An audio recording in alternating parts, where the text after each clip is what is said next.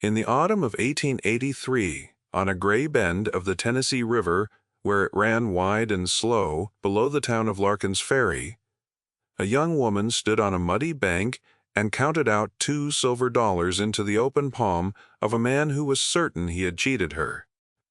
The man was the county wharf agent, and he was selling, by his own description, a worthless ruin. The thing she bought lay half-sunk 20 feet out, where the current had dragged it against a snag of dead sycamore, and held it there for the better part of a winter. It was a flatboat, or what remained of one, a broad, shallow river craft of the kind that had once carried cotton and corn and barreled whiskey down to the landings before the railroads came and took the trade away. Its deck was gone to rot. Its hull sat low and dark in the brown water, and weed hung from its sides like the hair of something drowned. She was 20 years old. Her name was Della Hartwell, and 3 weeks earlier she had buried the last person on the earth who had loved her. The agent laughed when she handed him the coins. He told the 2 loafers leaning on the wharf rail that the girl had just bought herself a hole in the water, and that she was welcome to it, and that if she could move it before the spring rise, he would eat his own hat. The loafers laughed with him. Della folded the receipt he gave her, a torn quarter-page with the price and the date and his careless signature, and she put it inside her coat against her chest, and she said nothing at all. What none of those men knew, what they could not have guessed from the plain set of her face, was that she had not bought the ruin for the wood. She had bought it for what her father had told her on the last clear night of his life was sealed inside it. This is a story about a thing the world threw away, and about the patience it takes to open such a thing, and about what patience is owed when it is finally done. Stay with it a while. The river is slow, but it carries everything in the end. Della had come to Larkin's Ferry from upriver, from a one-room place her father had rented above a cooperage, where the smell of fresh oak shavings had filled her childhood the way other children remembered the smell of bread. Her father was Amos Hartwell, and he had been a boat carpenter and a caulker, a man who built and mended the wooden craft that worked the river, and who knew the trade of joining timber against water the way a doctor knows the body. Her mother had died when Della was 9, of a fever that took half the children on their lane that year, and after that it had been only the 2 of them. Amos had taught his daughter the way a man teaches the child he intends to leave nothing else to. He taught her the names of woods and the grain of them, the difference between a plank that would hold and a plank that would weep, the slow art of driving oakum into a seam and paying it over with pitch so the river could not find its way in. He taught her to read a hull the way other men read Scripture, with attention and without hurry.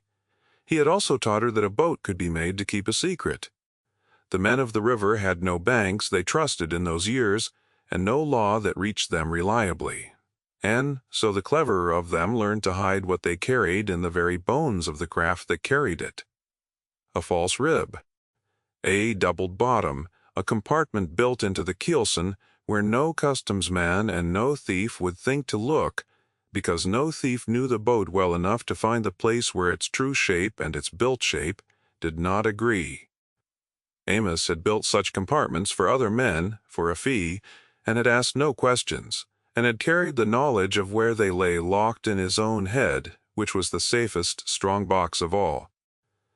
He had told his daughter about the work the way he told her everything, plainly, as the thing she ought to know. What he had not told her until the very end was that he had built one such compartment for himself.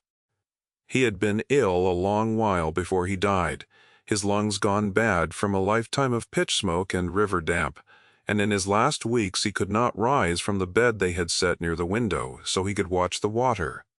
On the last night that his mind was wholly his own, he had taken her hand in his, which had gone light and dry as a bundle of reeds, and he had told her a thing in a low voice, slowly making her repeat it back so he would know it had lodged. There was a boat, he said to Eliza May, a flatboat he had worked on years before that had belonged to a man named Cyrus Velt. Into that boat, into a compartment Amos had built with his own hands. Beneath the after section of the hull, a thing had been placed and never taken out, because the man who placed it there had died before he could return for it, and because Amos had been the only living soul who knew the compartment existed. "Find the Eliza May," he told her.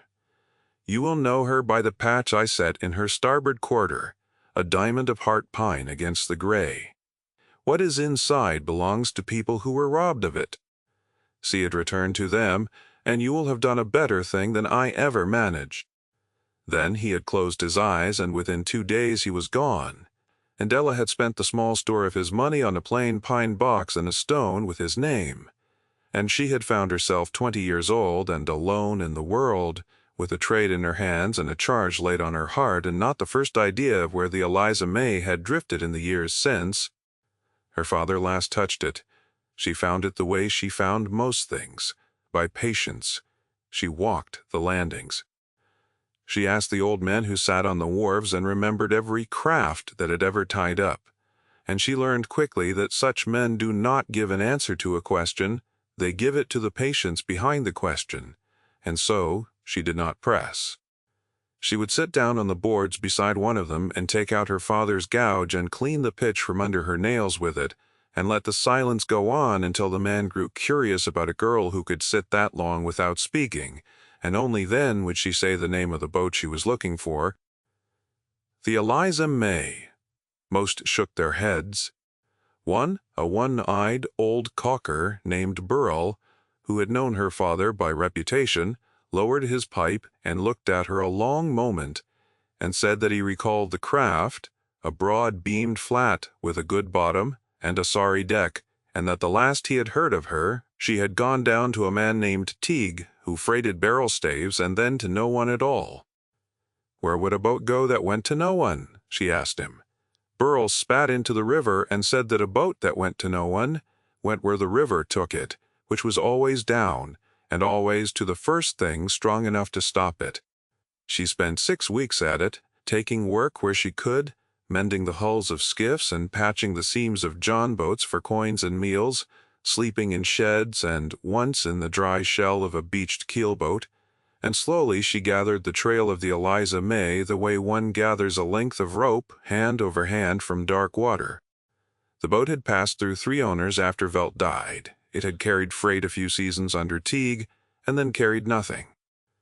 It had been let go to rot at last, and cut loose or had broken loose in a high water, and had drifted down to the bend below Larkin's Ferry where the sunken sycamore caught it and the falling river pinned it, and there the county had claimed it as abandoned property and put it up to be sold for whatever a fool would pay.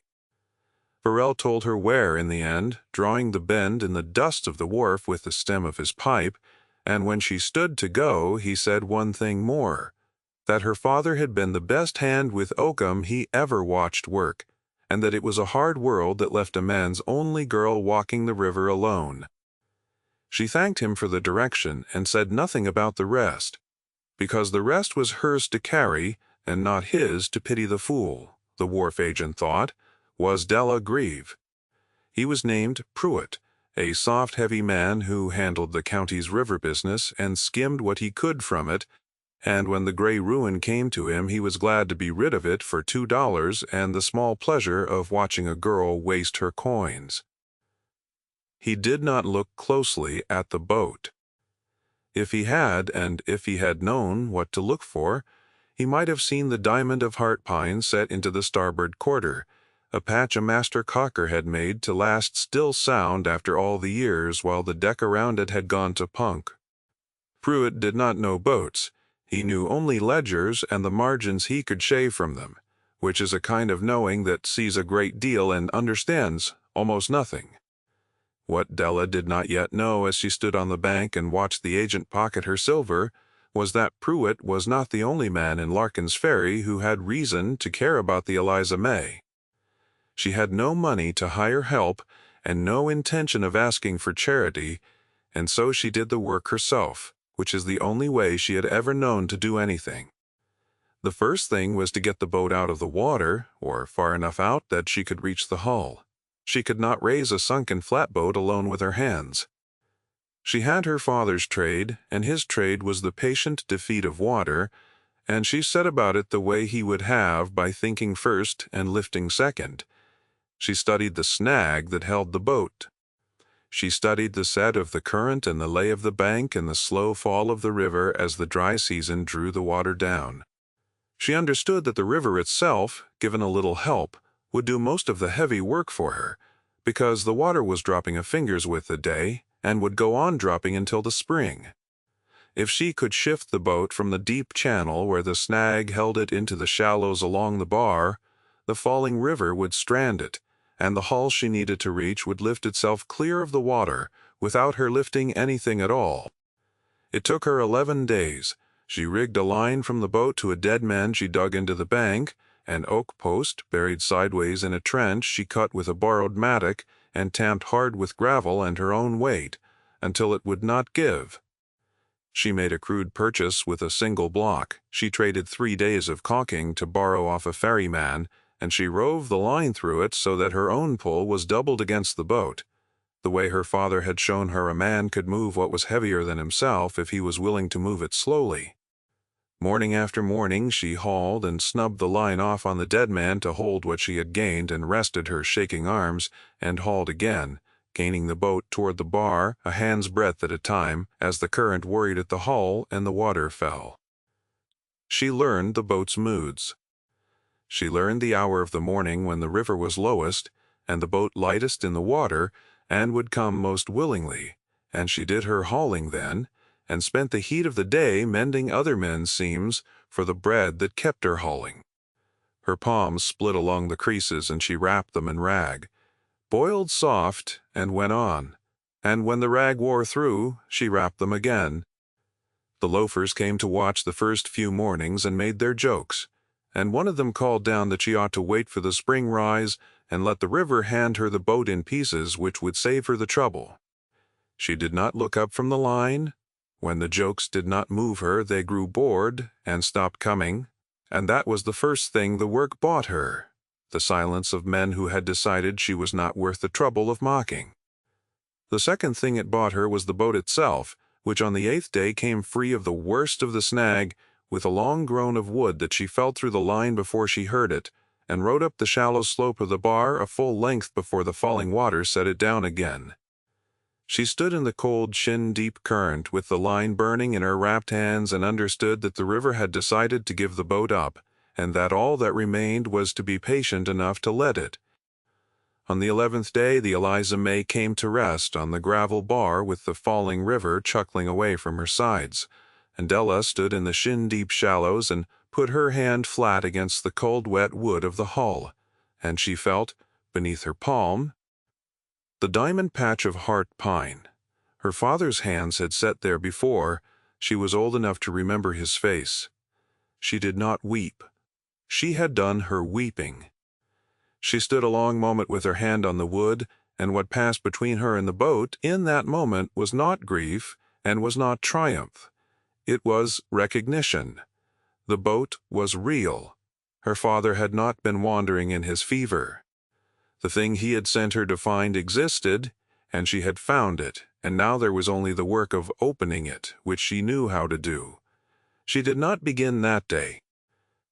She was tired past sense, and a tired hand makes mistakes in fine work, and her father had taught her that too. She made a camp on the bank, a lean-to of canvas and driftwood, and she banked a fire and ate the last of her cornbread and slept. And in the gray before dawn she woke to the sound of someone moving around the stranded boat in the dark. She lay still and watched. A man, by his shape and his weight on the gravel, was walking the length of the hull with a lantern hooded down to a thread of light, and he was running his free hand along the wood as he went, low down near the waterline, in the manner of a man who is looking for something he believes is there. He reached the after quarter near the diamond patch, and he stopped, and he held the lantern close, and Della heard him breathe out slow through his teeth. Then a dog barked somewhere up the bank, and the man straightened and snuffed his lantern, and was gone into the willows before she could see his face. She had seen enough, though. She had seen that he went straight to the after quarter as if he already knew where to look, and she lay awake the rest of that night with her father's words turning over in her mind. The thing inside belonged to people who were robbed of it. Robbed, her father had said, which meant there had been a robber. And a robber, or his heirs, might still be in the world, and might still want what had been hidden, and might have been watching the river for years for the Eliza May to surface. She rose at first light and began the work, because the work was the only answer she had to any of it. The compartment, her father had told her, lay beneath the after section, built into the space above the keelson where the bottom planking doubled. To reach it, she had to lift the floor of the afterhold, a deck of heavy planks pinned down with tree nails, wooden pegs swollen tight with years of wet. She could not pry them blind without splitting the wood she would need to read, and so she worked each tree nail the slow way, wetting it and waiting and working it loose with a gouge her father had ground from a file, easing each peg out whole and laying it in a row on the gravel so she would know how many had held and where each had sat. There were 41 of them. It took her 2 days. She named the work to herself as she did it, the way he had taught her, because a named task is a task half-mastered. Find the peg, wet the peg, wait for the wood, free the peg.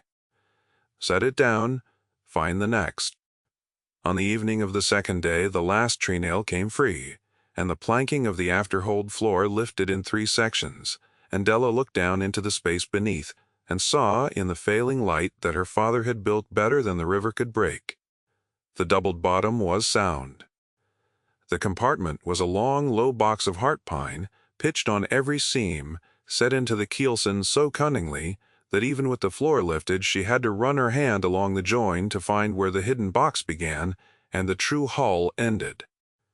There was no lock. Her father had not trusted locks, which announced that something is worth taking. He had trusted instead the simple fact that no one would ever know the box was there. The lid was held by a system of his own, a sliding key of wood, a wedge that pinned a tongue, and she found it with her fingers in the dark because her fingers had been taught by the man who made it. She did not open it that night either. Not from caution this time, but from something closer to reverence. She sat on the gravel beside the opened floor with her hand resting on the pitched lid of the hidden box, and she let herself understand that she had reached the end of her father's road and the beginning of her own. Whatever was in sight, she would be the first to see it in more years than she had been alive. The river ran low and black past the bar. Far up the bank an owl called once and was still. She slept beside the box and let the morning decide. I will tell you now that what she found was not gold, though there was a little of that, and not the thing she or you might expect, and that the smallest object in the box turned out to weigh the most. The morning she opened it, she knew none of that, and neither will you, until the work has earned it. In the clear light of the third morning, she drew the wooden wedge, and slid the tongue, and lifted the lid of the compartment her father had built, and the air that came up out of it was cold and close and smelled of pitch and old paper and the particular dry must of a space that has been sealed against the world for 15 years. She knelt over it a long moment before she touched anything, mapping it with her eyes the way her father had taught her to map a job before laying a hand to it. The box held, first, a leather satchel gone stiff as a board, and inside the satchel a canvas pouch, and inside the pouch a quantity of gold coin, double eagles, not a fortune but a real sum, more money than Della had held in her life. It held, second, a long, flat tin case, sealed with wax, the kind in which a man keeps papers he means to preserve, and it held, third, set carefully apart from the rest in a nest of oiled rag, a child's shoe. It was the shoe that stopped her. A small shoe, a girl's, of good leather worn soft, with a brass buckle gone green, and a sole half through. It had been placed in the box with more care than the gold, wrapped where the gold was only bagged. And a person does not wrap a thing that way unless it is the thing that matters most. Della lifted it and held it in both hands and felt the cold of 15 sealed years go out of it slowly into her palms. And she understood, before she had read a single page, that the story in this box was not a story about money. She broke the wax on the tin case and drew out the papers, and she read them sitting on the gravel with the river going by, and the morning turned to noon while she read, and she did not notice.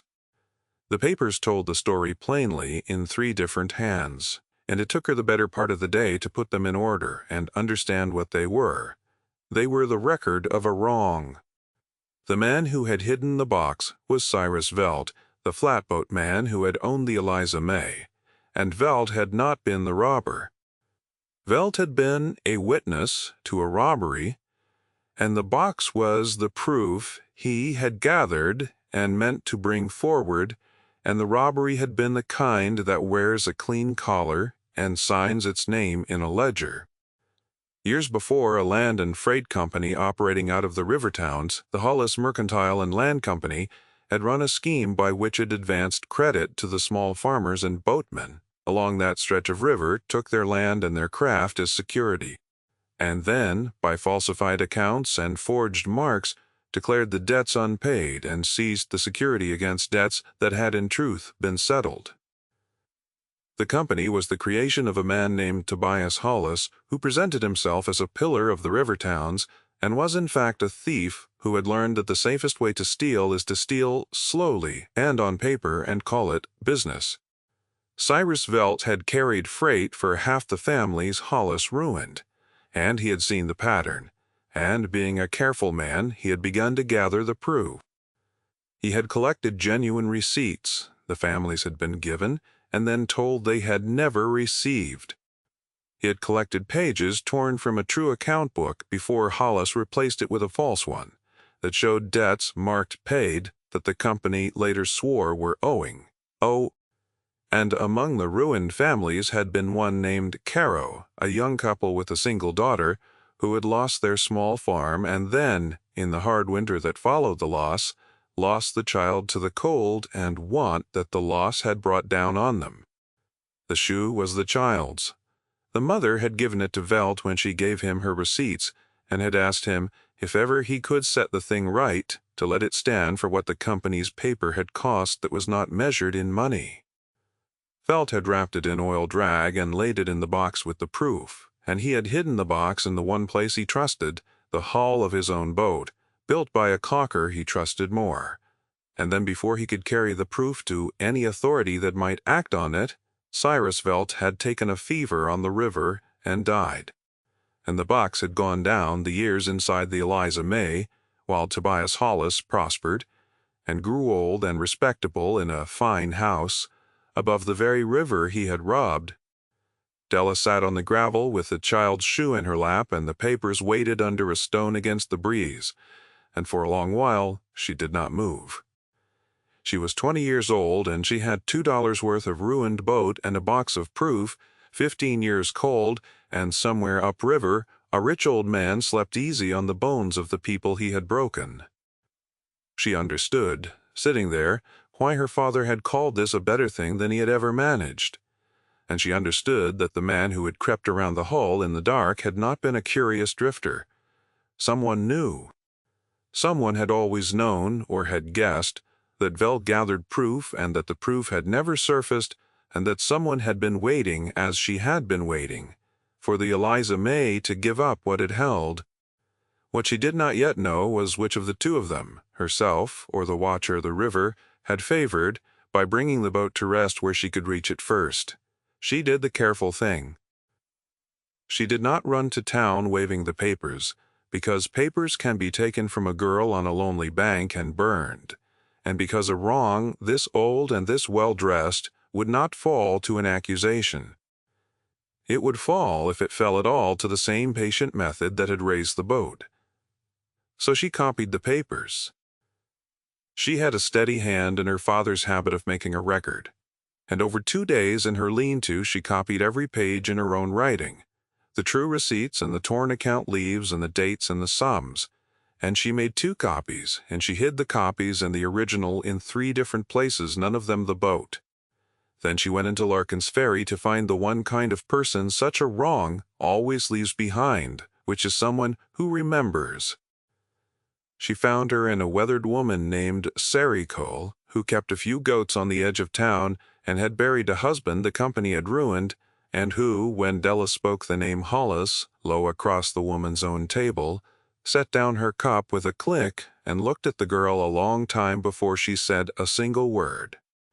Sari Cole remembered everything. She remembered the Carrows. She remembered the winter. The child died.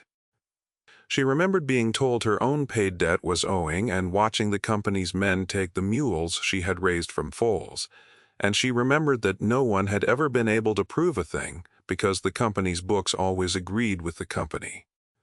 When Della told her plainly and without color what the box had held, the old woman put her face in her hands, not weeping, only holding her own head as if it had suddenly grown heavy, and then she looked up and said, in a voice gone rough, that she had thought she would die before she saw it. She told Della she would stand witness. She told her there were others who would stand, the ones still living, if there was paper to stand behind. Paper was the thing they had never had. The company had always had the paper. Now, for the first time in 15 years, the paper had changed hands.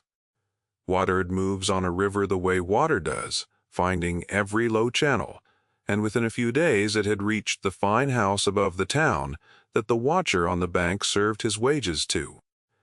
The watcher had a name which was Royce, and he was the grandson of Tobias Hollis, a smooth young man being groomed to inherit the company and its respectability, and he had spent the better part of a year quietly searching the river for the Eliza May because his grandfather, grown fearful in old age, had at last told him that a flatboat man named Velt had once threatened the family with proof, and that the proof had never been found and that it must never be.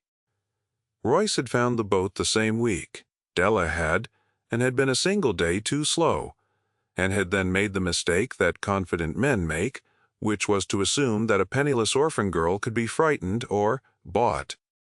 He came to her camp in the daylight, well dressed, with 2 men behind him who were not dressed for talking, and he was courteous in the way that is meant to be understood as a threat. He told Della that the boat was the subject of a prior claim, that there had been an irregularity in the county sale, that he was prepared to be generous in setting the matter right. He offered her $40 to walk away from the wreck and whatever junk it held. When she did not answer, he raised it to $100, and a flicker crossed his face when even that drew nothing, because a man like Royce reads silence as a bargaining tactic and cannot imagine it as a wall. Della looked at him, and at the 2 men behind him, and she said only that the boat had been bought fair and the sale was on the county's own paper, signed by the agent, and that she had nothing on the boat now in any case, which was true because she had taken the box ashore the first morning and the boat held nothing but rotten wood. She watched Royce understand that the thing he wanted was already gone out of his reach, and she watched him decide in the working of his jaw that frightening her would cost more than it was worth, with the old woman Sari Cole and half the town now knowing the girl's business. He left slowly, and he looked back, and Della knew the matter was not finished, only postponed. It is worth saying plainly, here, what kind of courage this took, because the world does not often see it and seldom names it. There was no weapon in this. There was a girl with split palms and a dead father and a box of old paper, against a family with a fine house and hired men, and 15 years of practice at making the truth lie down. Tell me if you have ever held a true thing in your hands while powerful people told you it was worthless, whether you would have stood on that bank as she did. Then stay, because of what she did next. What she did next was refuse to make it a fight, because a fight was the one contest she could not win and the only one Royce knew how to have. She made it, instead, a matter of record, which was the contest he could not survive. She took her copied proof, and the original under the old woman's eye as a second witness, and she did not take it to the county, because the county was Pruitt, and Pruitt was for sale. She took it downriver 2 days by a freighter's deck for the price of mending his steering oar, to the federal land office at the district seat, where the original Caro patent and a dozen others had been filed, and where a clerk could be made to compare the company's recorded claims against the true receipts and the torn account leaves. In an afternoon of careful reading, that the dates did not agree, and the sums did not agree, and the marks on the company's foreclosure filings did not match the marks on the receipts the families had kept. She did not accuse Tobias Hollis of anything. She laid the paper down and let the paper do what paper does when it is true and another paper is false. She asked only that the filings be examined. An examination, once asked for in the right office and backed by documents that could be held up to the light beside the company's own, is a slow machine. But it is a machine that does not take bribes the way a county agent does, and it grinds without regard for fine houses. The grinding took the better part of a year, and Della spent that year not waiting, but working, mending boats along the landing, living thin, riding down to the district seat when she was summoned to answer a clerk's question, watching the machine she had started turn over slow. The gold from the box she did not touch for herself. She gave an accounting of it to the land office as part of the record. Velt's gold, gathered as restitution he had not lived to make, and she asked that it be held against the claims of the families the company had robbed. Sari Cole stood witness, and then others stood, the living remnants of the ruined families, coming forward one and two at a time, as the word spread that the paper had surfaced at last and that an office beyond the company's reach was reading it. The Caros were both dead, the father in the war and the mother not long after the child, but a sister of the mother's was found 2 counties over, and it was into that woman's hands in the end that the small worn shoe was placed, the only one of the box's contents that no office had any use for and the only one that had ever truly mattered. Tobias Hollis did not stand in any dock. Men like Hollis seldom do. What happened to him was quieter and in its way more complete. The land office examination found the company's foreclosure filings unsupported and in a dozen cases plainly falsified, and it set them aside, and it reopened the seized patents, and the machinery of the thing moved out of Della's hands entirely and into the slow, certain channels of a government that had finally been given something true to act on. The company's credit failed when its title to half its holdings was thrown into question. Its partners drew away from a man whose paper could no longer be trusted. Royce, who had been groomed to inherit a fortune, inherited instead a defense of falsified records that no amount of charm could win, and he left the river towns before the worst of it and was not heard of there again.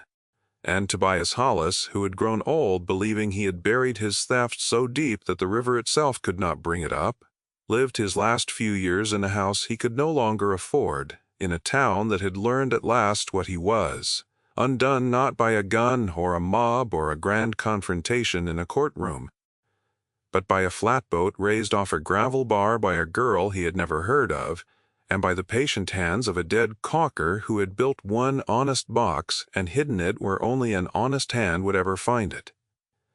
Della Hartwell did not grow rich. That was never the shape of it. The gold went to the families divided out by the office against the claims it could verify, and what little came to her came as the wage the office paid a witness for her time and her copying, which she took because she had earned it and refused to take a penny more. She used it to buy, outright this time, and with a clear deed, a narrow lot on the Larkins Ferry bank with a sound shed on it, and there she did the thing she knew how to do. She hung out no sign because she could not have read one out to a customer and did not need to. The rivermen learned her by word of mouth, the way they learned everything, and they brought her their hulls to mend, and she mended them better and more honestly than any man on that stretch. And, within a few years, there was no caulker between the 2 district seats whose work was more trusted than the work of the Hartwell girl who had raised the sunken boat. She kept the Eliza May. She had no use for it as a boat, and it would never float again, but she had the sound timber drawn up onto her lot, the heart pine that had outlasted the rot, and the diamond patch her father had set, and the long, low box he had built into the keelson. The box she cleaned and pitched fresh and set up on 2 trestles in the corner of her shed, and in it she kept her own tools, her father's gouge ground from a file, his caulking irons, the wooden mallet worn to the shape of his hand and then to the shape of hers. A thing built to keep a secret, she had decided, ought not to be left empty once its secret was told. It ought to be given honest work, the way a person ought, the way she had been. Years on, when she was no longer young, a child would sometimes wander into the shed while a parent's boat was on the trestles, and would find the strange long box in the corner and ask what it was. Della would lift the lid and show the tools laid in their rows, and she would tell the child, if the child seemed the kind to keep it, that the box had once held proof of a wrong and a little gold and a shoe, and that the proof had gone where proof should go, and the gold had gone to the people it was robbed from, and the shoe had gone home. And the child would ask what was the most important of the 3, the proof or the gold or the shoe, and Della would close the lid and rest her scarred hand on the pitched wood her father had pitched before her, and she would say that the most important thing in the box had never been any of those. The most important thing in the box, she would say, had been the patience of the man who built it, and the patience was the one thing she had been able to keep. Down on the bank where the gravel bars still showed at low water, the place where a girl once stood shin-deep and put her hand on a drowned hull lay open to the river and the sky. The old snag rotted away at last and went downstream. The county forgot it had ever sold anything there. The families remembered, though, the ones still living and the children they told, and on that stretch of the Tennessee for a long while afterward, when men spoke of the Hollis Company and how it fell, they did not speak first of the land office or the failed credit or the fine house sold. They spoke of $2 and a sunken boat nobody wanted, and a girl who knew how to open it. If a thing the world threw away ever turned out, in your own life, to hold the proof of something that mattered, I would be glad to know of it. And if you would sit a while longer by slow water, there is another story, of another patient hand and another buried truth, waiting just downstream.